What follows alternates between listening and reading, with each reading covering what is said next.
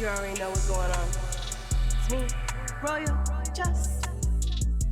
Hey Royalties, welcome to Royal Talks, where we are a platform that highlights creatives, entrepreneurs, and business owners here in the DMV. Today we have a special guest we're going to introduce. We are in season 3 though of Royal Talks, and we just want to start off with a multifaceted musical artist that goes by the name of John Clark. Hello. Yeah. Welcome, John Clark. Thank you for coming on the platform. Absolutely. Was there anything you wanted to share, about yourself first before we kind of dive in? For sure. I guess I'll mention I am working on, what is this?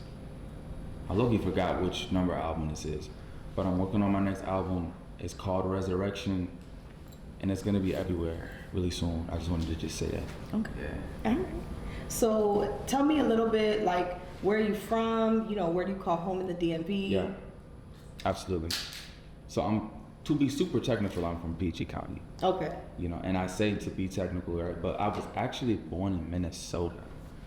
St. Paul, Minnesota. And I usually keep this a secret. I usually don't tell people that at all. Unless like we get really close, but I've decided just to start being brutally honest. So I moved to the DMV in 2008. So what was the move for? Was it just like your family moved, or was it you specifically? So it was my immediate family. So my siblings and my parents, we moved here to be closer to family. And my parents, they just wanted a more cultural area to be in. Okay. If that makes sense. Right. Yeah. All right. Do you still call PG your home? Absolutely. Okay. Yeah. All right. So before we go any further, your album, we're definitely gonna talk about it more because we do have some questions about it. All right. But do you want to introduce any of your social media handles to the viewers where they can find you? Absolutely. You can find me on Instagram and on TikTok and on Twitter, or on X, at John Clark 4K. So it's just my name. It's like how you see it on the screen, and then 4K. That's like my only social media. I have a Facebook too, but I don't really be on there. Hey, we don't discriminate. Facebook will still be lit. No, Facebook is lit. So if you see me on there and friend me, I'll friend you back. So we'll put all those social media handles on the description box below. But also, what brings you here today? Because I know we've been talking about this interview for a minute. Big facts. So tell me, why you chose Royal Talks to me, talk about this new album. We gotta catch up. There's a lot going on. There's a lot going on in the land. I already see you everywhere. You are everywhere. I try. And so now, Yeah. I feel like we always have our conversations, I feel like, in private, but now that we are in a more public setting. You know what I'm saying? Yeah. Because there's a lot to discuss. There's always so much to discuss. For sure. Yeah. So diving into this new track you just dropped. It's called Rose Life. Yeah. And you dropped it, you want to tell us a little bit about it, how long ago you dropped it, where we can find it. For sure. So Rose Life, I teased this record in 2023. Just for a moment. I re-released it, if you will, I guess about a month ago. Okay. It's been about a month and a half or so. So it's called Rose Life 4444. Yeah, that's the whole name, but I just call it Rose Life. If anyone would like to hear the song, you just search my name on all streaming platforms, John Clark, Rose Life. And what Rose Life means, for me, I've been doing this whole rose aesthetic for a minute. It's like my favorite flower. It basically just represents everything I have an affinity for, which is super broad. Okay. But I just added life there on the end of it because it's like a lifestyle to me. And what for the re-release? You said you dropped it in 2023? For sure. And then what was the re-release for? I had actually taken it down with most of my discography.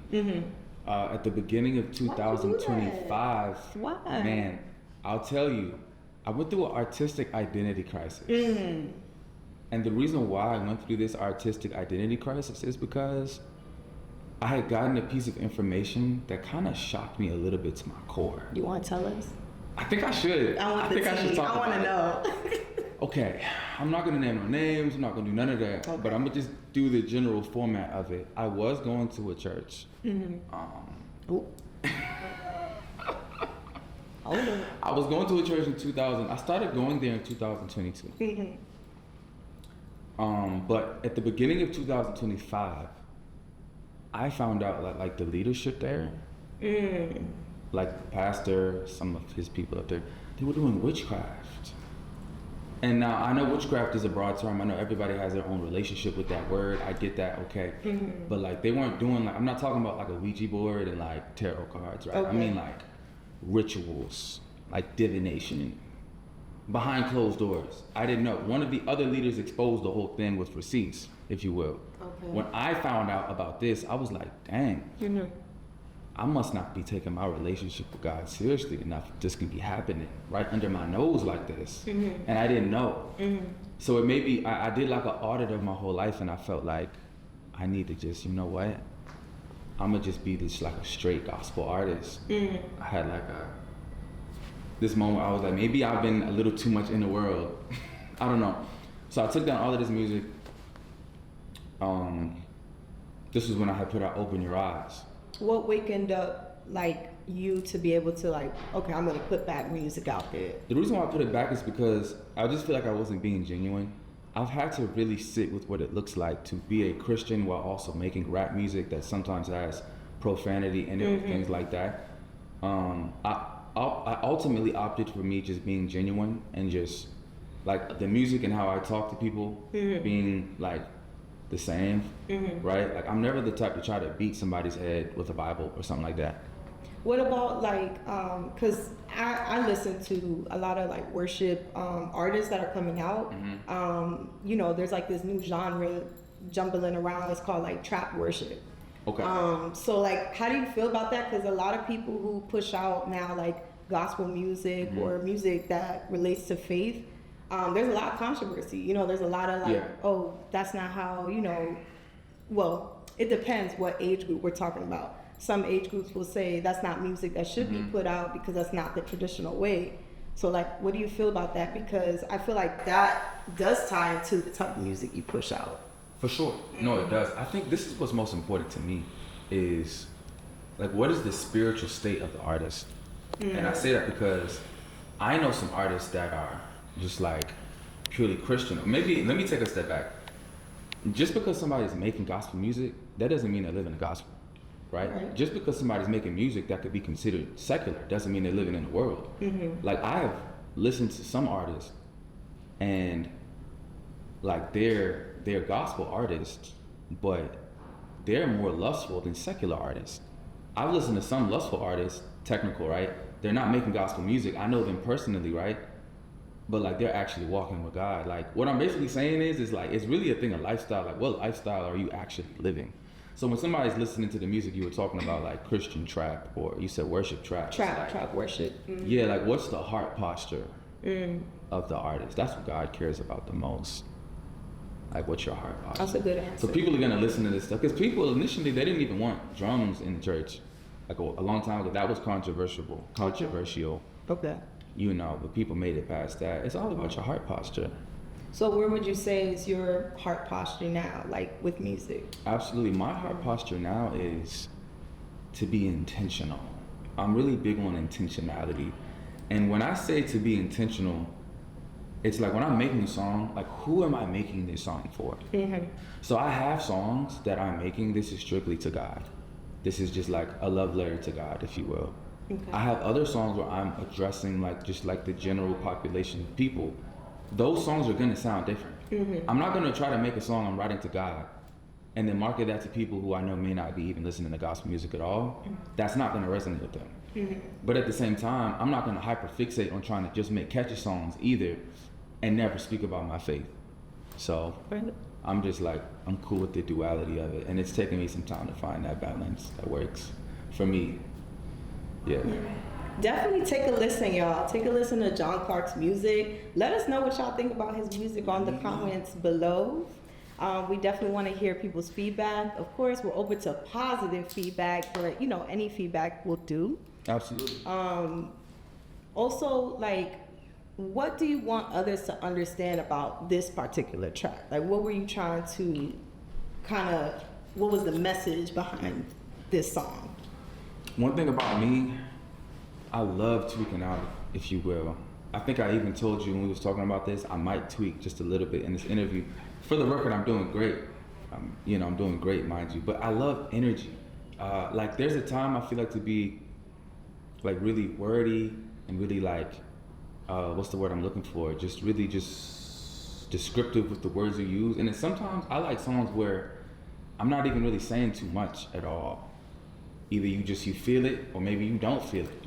And that's what this song was. This was just like a feeler song. Like, I usually start out my performances with this song, like, just to get the energy up. Yeah, that was the whole point of this one. Yeah. So we're gonna kind of talk more about like what you like to listen to, because I feel like your music is very unique. Like, you make a lot of good, like, feel good music per se, and even without, listening into I guess the specific lyrics, like, you can definitely feel hyped or feel like very mellow when listening to your music. So I'm interested to know, what's your top 3 albums that you listen to in 2025?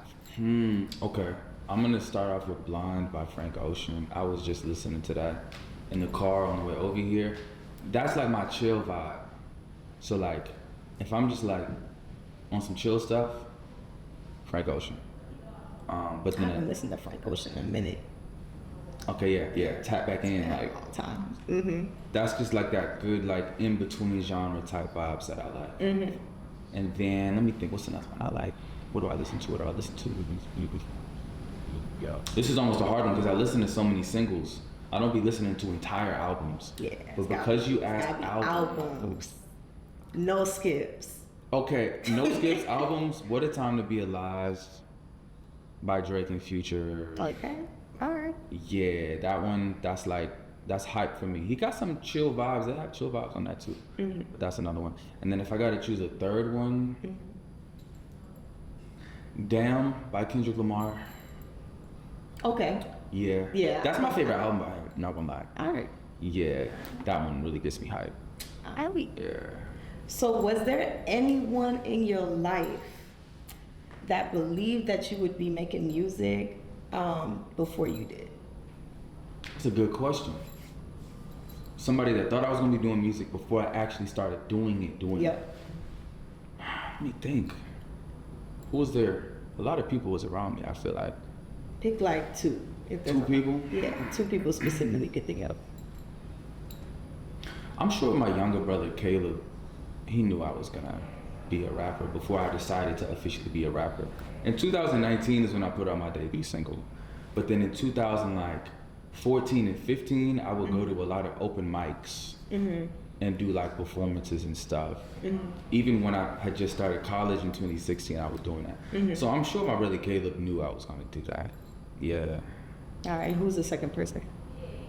I'd probably say my older brother too, both of my brothers. Because I was doing it so much in the house, before I tried to perform in front of anyone. Does any of your siblings do music? Honestly, or make music? Yeah, they all do. My older brother makes music, and my younger brother. My sister doesn't really do music. Her art is more so visual. Okay. Yeah. Like a painter or photography or something like that? Yeah, she's done painting and photography. What about your parents? My parents, they're heavy into like the herb world. So like they're really into health. Okay. You know what I'm saying? So That's like cool. they sell teas, shea butter, supplements, energy stuff. That's right. Yeah, no, for sure. Tea. I'm thankful. I be telling all of my homies, like, you gotta be getting the vitamins and minerals in your system. Yeah. That's what's up. So it seems like your family's pretty like, creative, Absolutely. where it comes from. Yeah, I'd say pretty creative. That's what's up. You be doing a lot of stuff, going to a lot of places. All right. Growing up, what was your favorite Black sitcom? Everybody Hates Chris. Instant. Yeah, that show. I could watch that show to this You day. watched it all the way to the end? I've seen or just every episode. Every episode, okay. Yeah. You rewatched it? Yeah, I could still rewatch it too. Like, if it comes on TV, I'll literally watch it.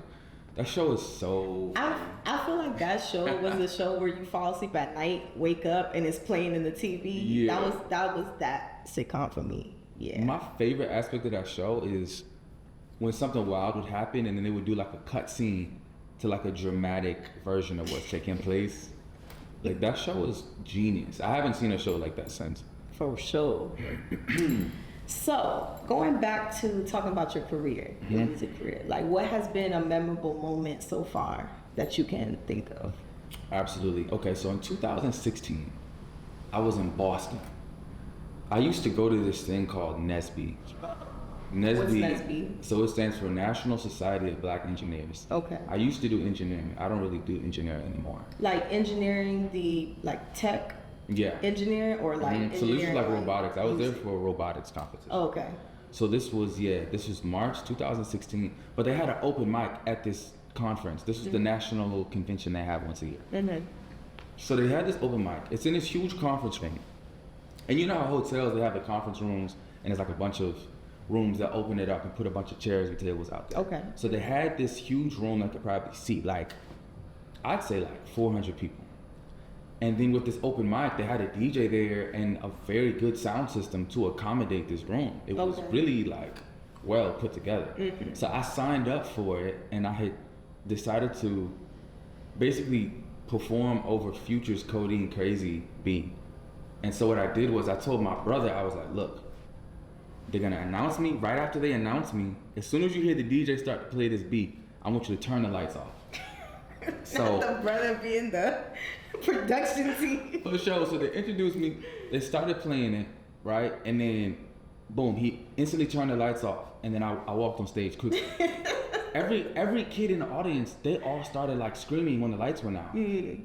The music started playing? The music was playing Okay, too. So then I go on stage, I mean, right? you're cooking crazy.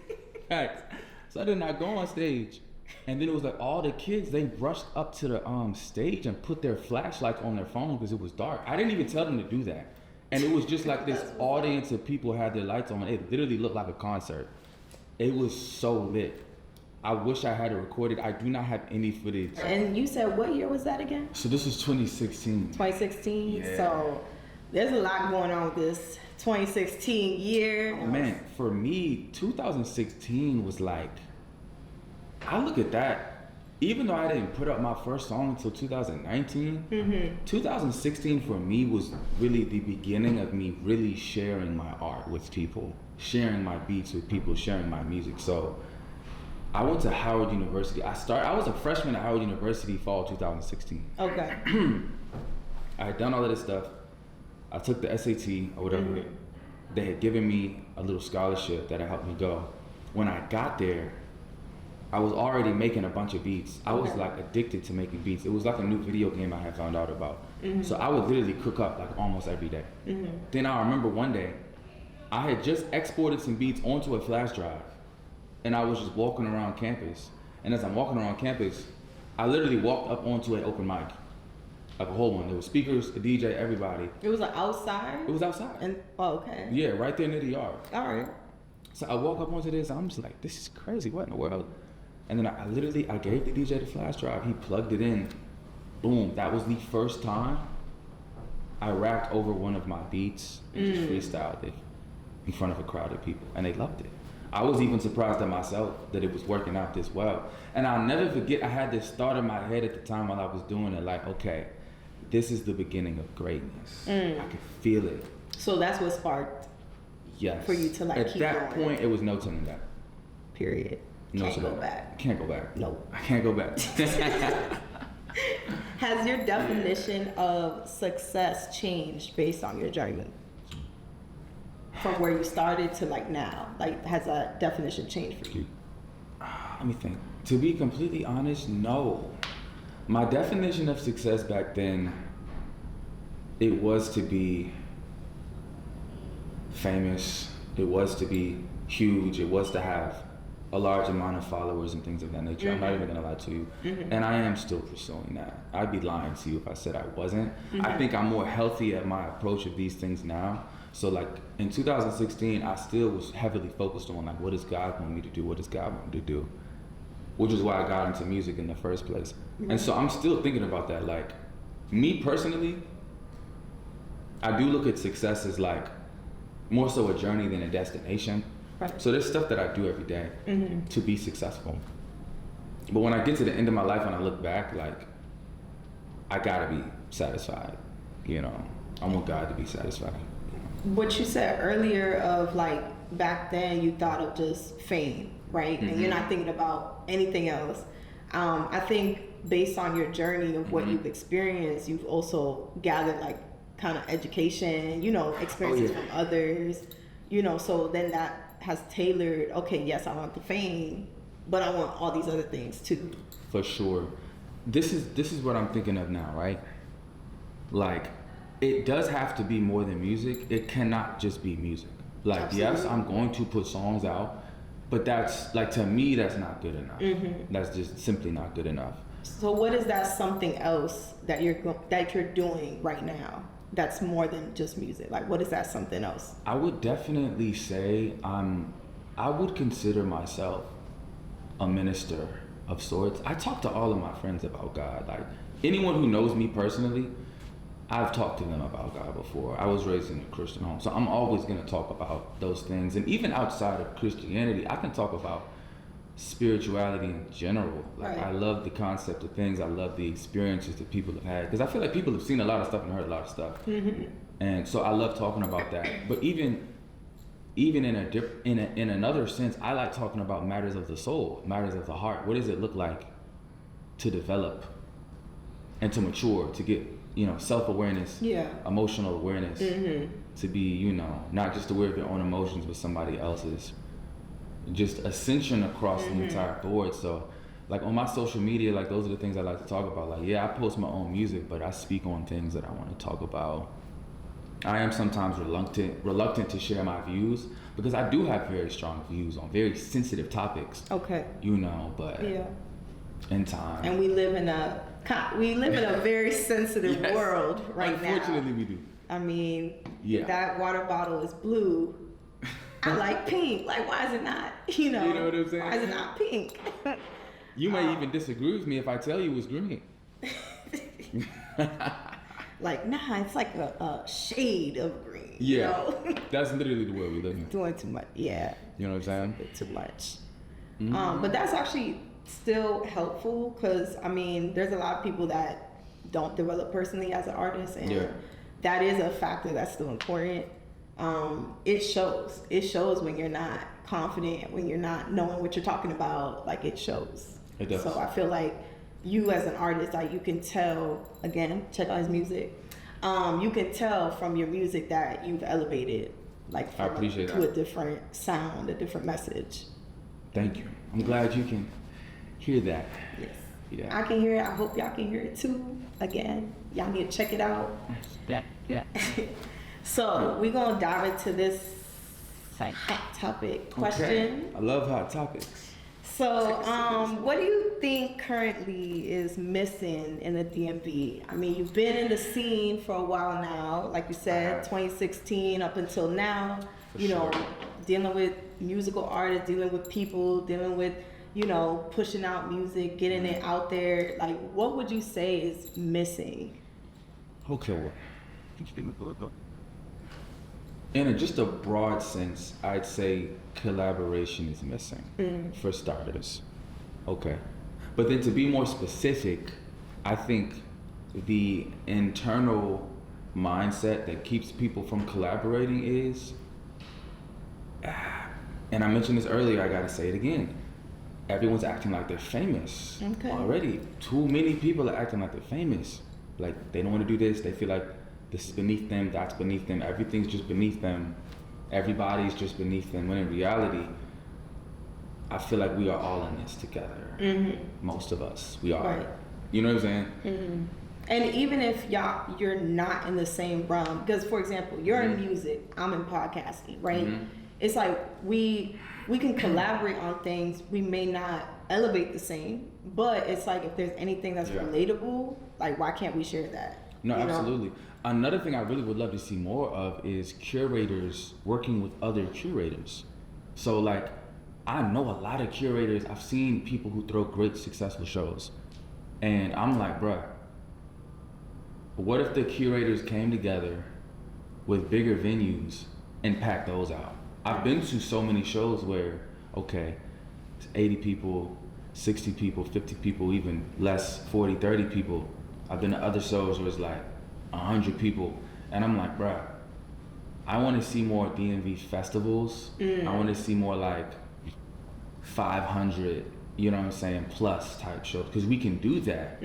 But that's not going to be in front of just like one curator, one person who throws shows. I'm like, bro, imagine if we took 7 curators who throw shows, who've been throwing shows, and they all said, okay, we're all going to throw a show.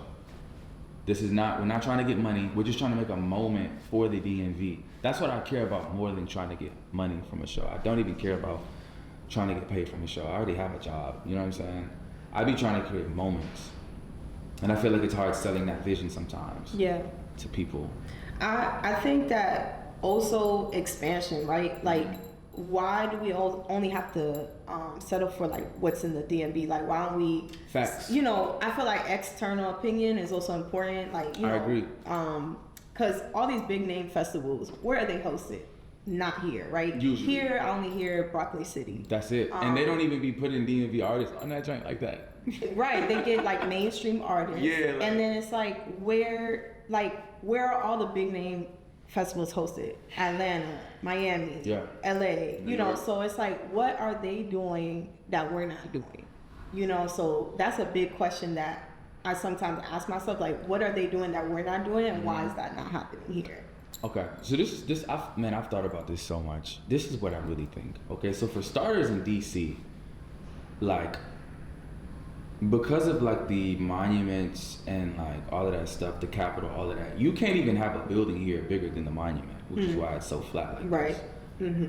And I just feel like if I was a label, I wouldn't want to have my headquarters in DC just off the strength of like the price, the restriction, and the restrictions of having it in DC. Because DC is a city, but then it's not a city. The reason why it doesn't even have to be DC though. I mean, we're talking about the DMV here. Like Maryland, Virginia is huge, you know. So like, why settle for just DC? It doesn't have to be.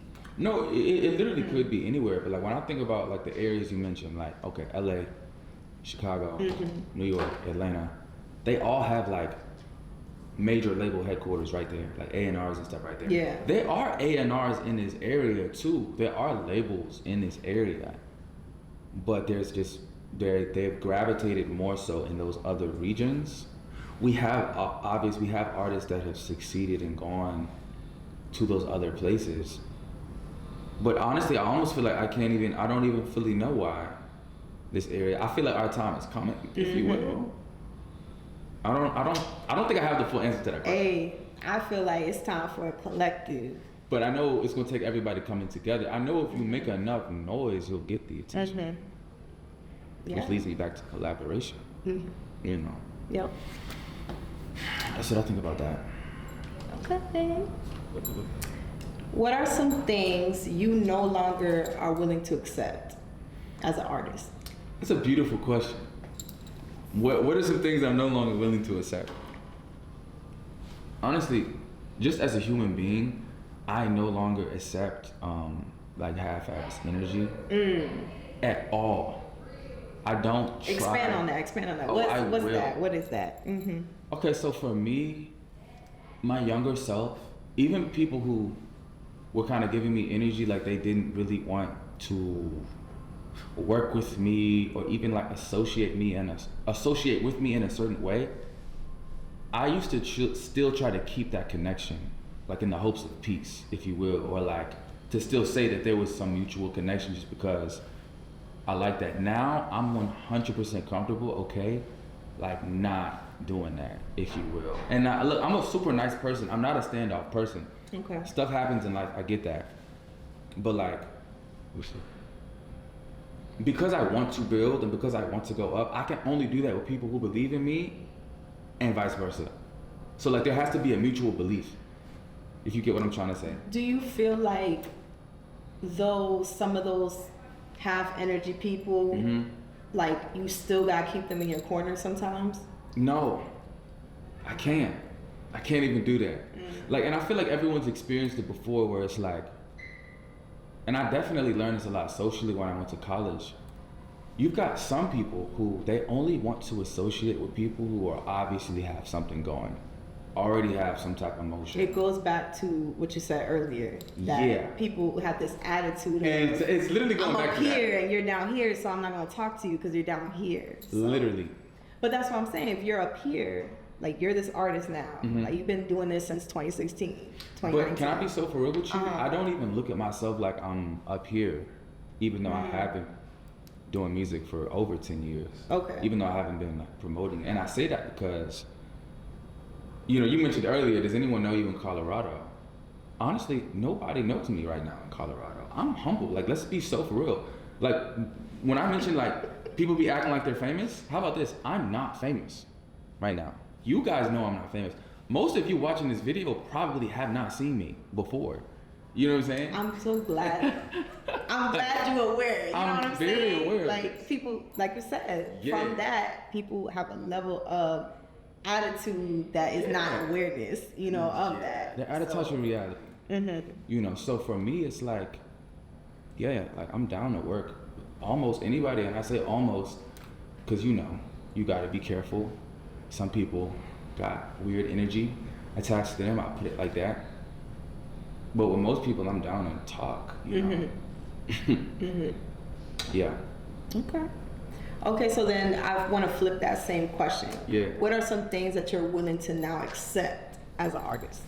Okay, that I was not willing to accept before. Yeah. Or anything else that you're like, you're willing to accept. Okay, so my taste in music has definitely expanded. I used to be very tunnel visioned about sonics that I liked and stuff that I didn't like. So music that I like now, even just a few years ago, I would have never really listened to and never liked. I finally realized that good music is so incredibly subjective. Like, I think every artist should really internalize that, because I think this will even help you if people don't have the reaction to your music that you'd like them to have. Everybody has a different idea of what's good and what's bad. So now it's like, there's not a lot of music I'm gonna say I don't like. I can listen to anything, and even if it's not my cup of tea, I can acknowledge like this music probably has a huge fan base behind it, or even this specific artist has a huge fan base behind it, and this is a thing. And so I can close myself off to that, or I can be involved in it. So how about this, right? I was sitting down thinking to myself, and I was even thinking about the music I like. The music that I like is 100% because of what I was exposed to and what my idea of good music was. So if I would have came up in a different area, just simply being exposed to different music, I would make different music right now. Right. So then I feel like I would be foolish to look at someone who's making a different type of music and be like, oh yeah, that's not good just because it's different. Or just because it's not something you listen to. Exactly. So now I'm just like intentionality. Like, if the artist likes the music, I love it. If you like it, I love it. I was just telling one of my friends, I was like, look, the only thing that matters right now is what you like. Period. And just keep doing it. And people will gravitate towards it. Because even the people, like the culture, like this stuff comes in waves. 1 second they like this, then they like that. If you just stay down long enough and keep doing what you're doing, the trend will come back around. Facts. Yeah. That was a good answer. Yeah. Absolutely.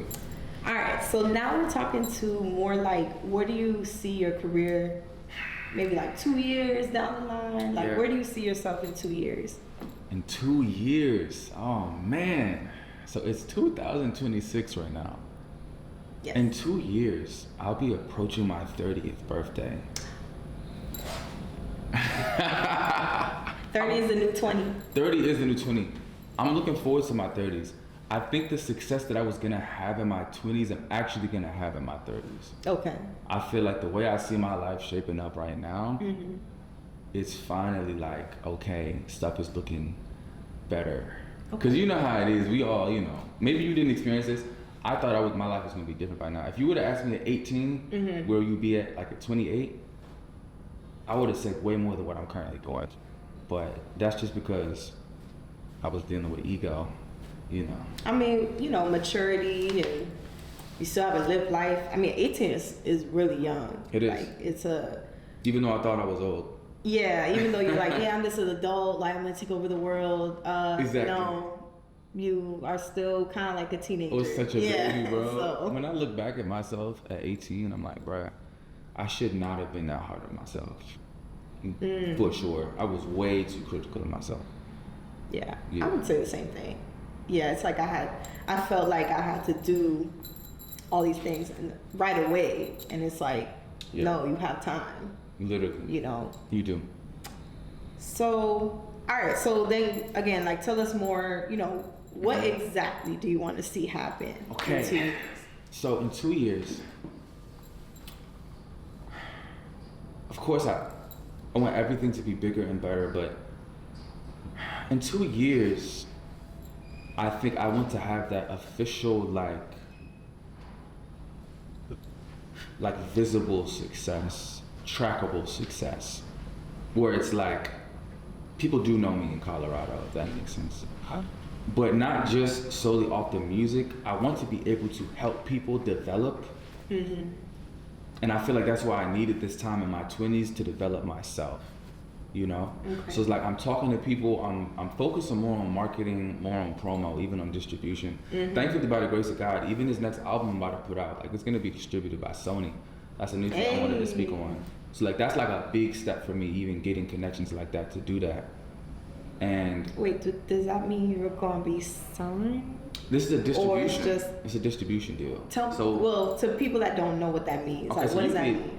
So you can get signed by a label, and then they're gonna give you money to do your stuff, or you could get a distribution deal where a label is deciding to push your music, but it's still like a give and take. So like, I'm still gonna be marketing myself, but the numbers that I put up on this run could help negotiate a deal in the future more Got easily, you. since it's already under one of the big three. Okay, I didn't even know that existed. Yeah. Like, well, you know, I'm not a musical artist, but I feel you. you know, thank you for that little piece of Yeah. information, because that's I'm super proud of it. no, that's dope. Okay, and that happened this year or like end of last year? No, literally like at the start of this year. Okay. Yeah. New year, new distribution. Nah, deal. literally, in I a know real way. that's right. DistroKid is always gonna have my heart though. You know what I'm saying? But I had to keep pushing. All right, so this is going to be our last question. Okay. What tips or advice is kind of like a drop the mic moment? Okay. Do you want to tell the viewers, people that follow you, your audience, like, what do you want them to know, you know, to provide to the world? Wow. So just anything I want to tell the people. I mean, I'm always gonna encourage people to fully like know who they are and like what God has given them to present to the world. You gotta know that. Like, you gotta know that. And if you don't know that, you gotta seek God to know what He's given you to express in this realm, because in this world we living in, you're gonna get pulled in every direction to do everything. And it's so easy to get lost in the sauce. Yeah. And the sauce tastes good. You know what I'm saying? But that's really, you know, I don't want people to be directionless. I feel like when people don't know who they are, when people don't know who God is, you can believe anything. You can get caught up into anything. You can go down any path in life. Somebody could come along and tell you something that's not even true, and then you could believe it and then run with it. So I love people being secure in their purpose in life and finding that true peace and contentment, and also realizing that that's gonna look different for everyone. Facts. Yeah. Anything else you want to tell the viewers? Yeah. Anything else you want to, you know, before we kind of wrap up? For sure. This upcoming May, I'm performing live with some friends. This is your own event? I'm helping put it together. Okay. I can't say too much, but I just want to say Resurrection's coming out soon, and in May we're just gonna eat really good. So I'm putting this out there now. You're gonna hear me talk about it again, and I guess just be on the lookout. Like, we really, you know, it's gonna be 2016. Like, we gonna in a better way. All right. Yeah. Thank you, John Clark. Absolutely. Yeah, thank you so Thank much. you. You know, I had we a locked blast. in For sure. life. For life. For life. Yeah. So y'all heard it here. Resurrection album. Check it out when it comes out. TBD. But his music, you know, his pages, everything's gonna be in the description box below. The music that he dropped already. Make sure to stay tuned to that. And of course, here we love y'all. We appreciate y'all. It's a new season. Royal Talks. Peace, love, and prosperity. Y'all. Royal Just.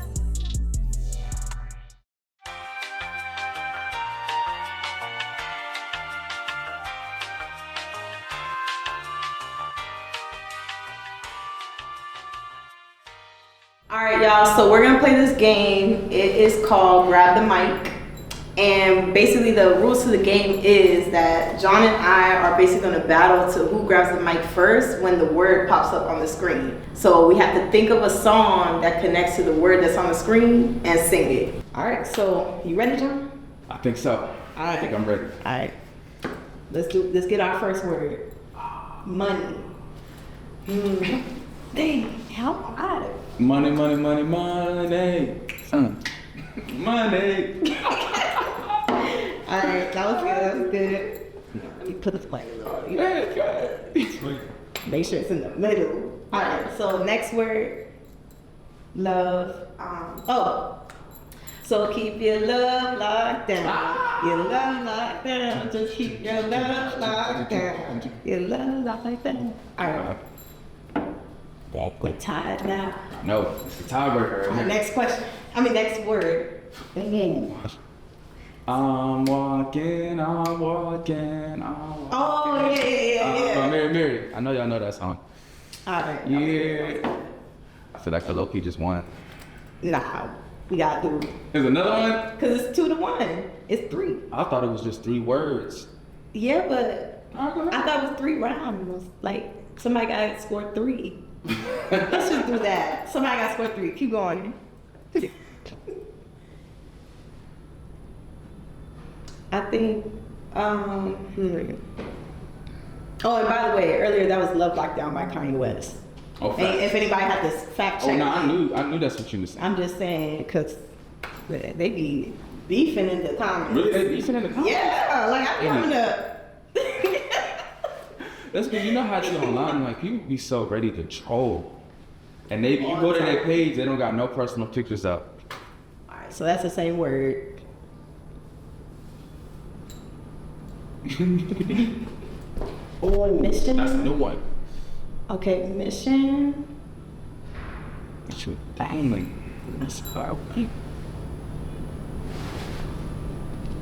Okay, it's switched. Bottle. Dang, I'm trying to think of a. Bottle. Why is it so hard? I feel like I'm thinking of an artist.